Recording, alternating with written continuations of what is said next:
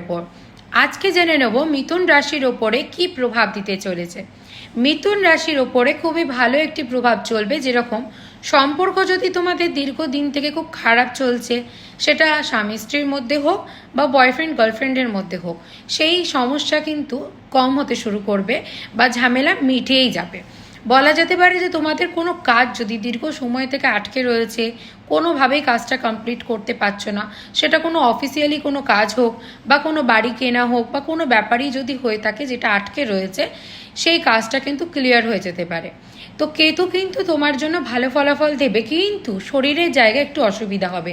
পেটের সমস্যা কিন্তু তোমার প্রচুর বাড়তে পারে, তাই খাওয়া দাওয়া জায়গায় বিশেষ সতর্ক থাকতে হবে।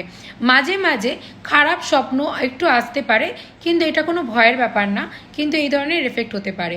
কেতু এই সময় রাশির ওপরে মিথুন রাশির মানুষদের কিন্তু ভালো প্রভাব দিচ্ছে অবশ্যই, কিন্তু প্রতিটা মানুষের যেহেতু কর্মটা আলাদা, তো তার জন্য তোমার আলাদা আলাদাভাবে তোমার প্ল্যানেট ডিগ্রি হিসেবে তোমার কর্মের উপরে ফল কিন্তু প্রদান করতে পারে। এখানে যে বলা হচ্ছে সেটা কিন্তু রাশিচক্রের ওপর কী প্রভাব আছে সেটাই বলা হচ্ছে।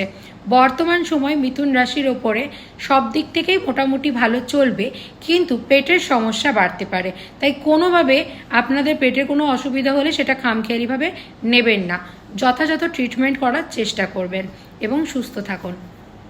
বাকিদের রাশি কি জানতে চাইলে কমেন্ট করো, নেক্সট তোমাদের রাশির উপরে ভিডিও দেওয়া হবে।